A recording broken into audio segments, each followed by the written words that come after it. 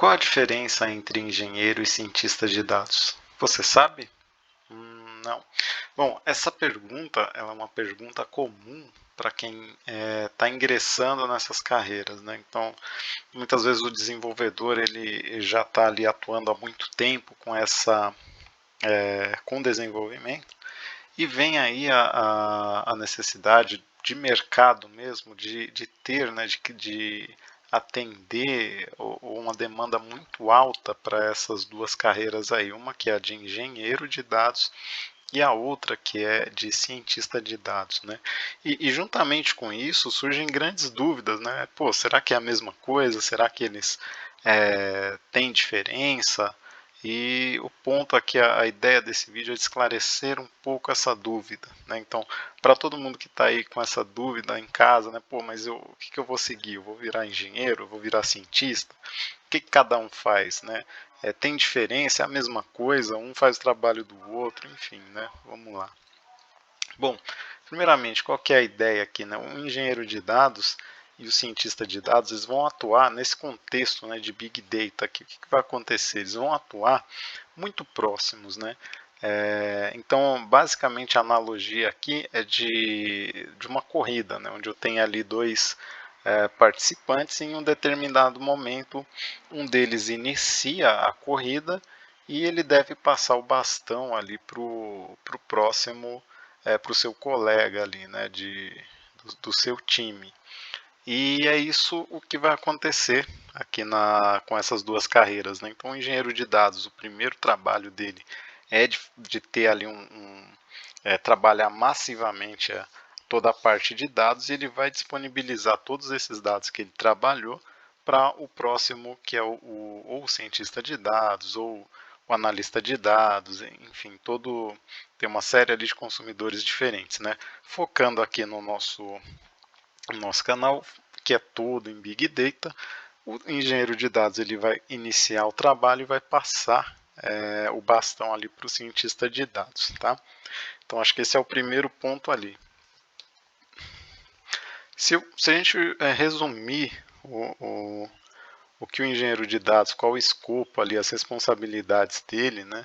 Então ele vai atuar dessa forma, ele precisa coletar dados em diversos formatos e sistemas, né? Então eu posso ter de um lado aqui bases de dados dentro da minha empresa ou dentro de um departamento,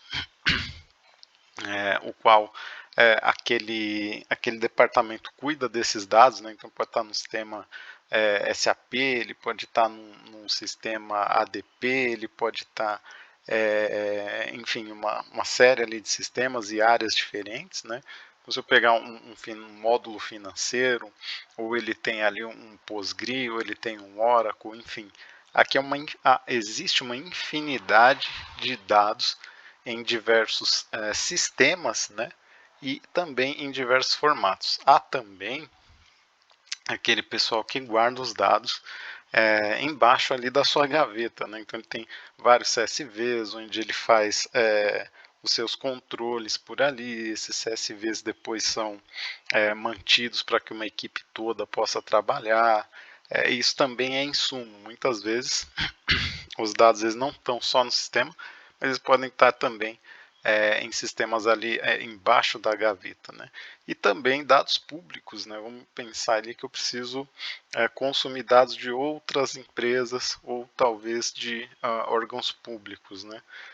Então o engenheiro de dados ele tem esse primeiro ponto aí de coletar todos esses dados, né, em diversos âmbitos diferentes, em diversos sistemas diferentes e em diversos formatos diferentes, né? E aí a gente pode citar vários formatos, tá? JSON, CSV, Excel, banco de dados, log, imagens, vídeos, enfim, há uma infinidade aí de sistemas e formatos. O segundo ponto ali principal aqui para o engenheiro de dados é armazenar em larga escala e com alta performance. Então o que vai acontecer aqui nesse segundo ponto, né? O armazenar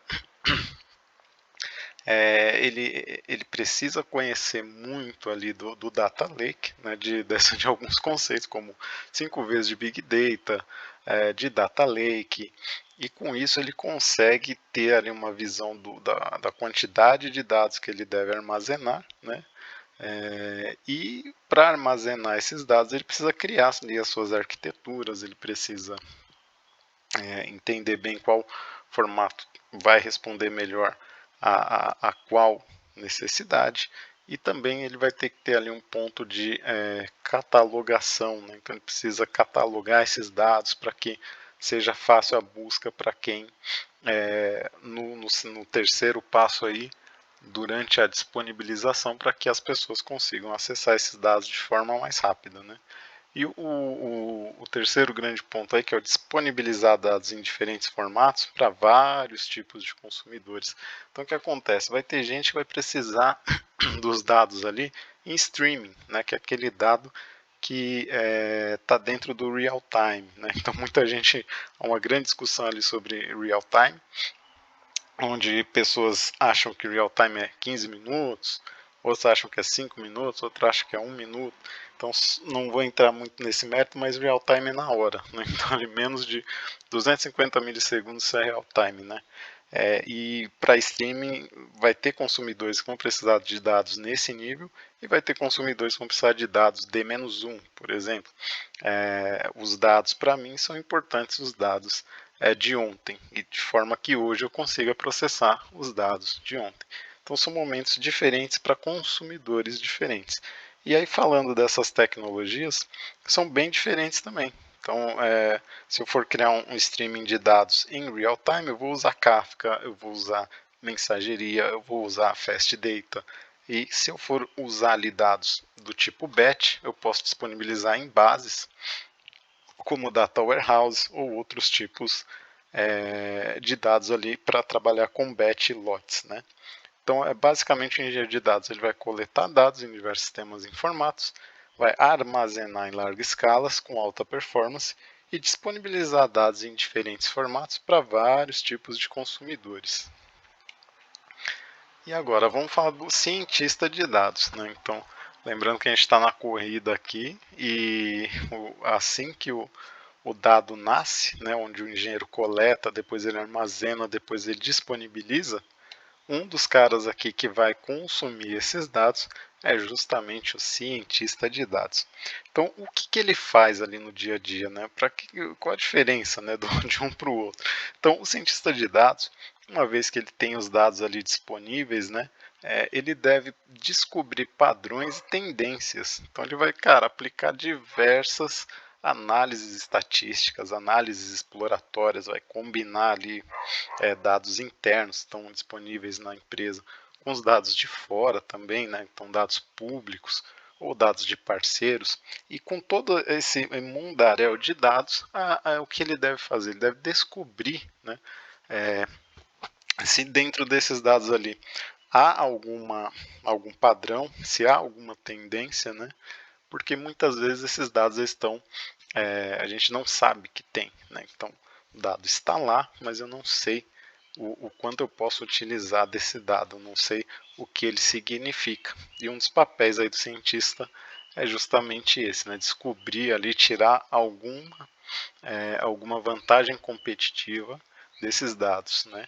E com isso, o que ele vai fazer? Ele vai criar modelos preditivos. Então a gente está falando agora de machine learning e de inteligência artificial, né? Então o que ele vai fazer? Uma vez que ele descobrir os dados, descobrir os modelos, ele vai criar ali seus machine learners, né? Seja ele a, usando SparkMLib, usando TensorFlow, usando aqueles algoritmos que todos nós conhecemos, né? Então, Random Forest, enfim. E para que ele faz tudo isso? Né? Para atender às necessidades de negócio. Então, quando um se preocupa muito na obtenção, armazenagem, disponibilização de dados, o outro vai se preocupar em retirar alguma vantagem competitiva, né, para atender a necessidades de negócio, sejam elas mais diversas possíveis. E ele vai usar muito ali de estatística e muito de padrões e tendências, né? Então, basicamente, é essa a diferença entre essas duas profissões. Tá? Bom, eu vou ficando por aqui. Mais dúvidas? Se inscreva no canal e responda que eu interajo com você. Até mais.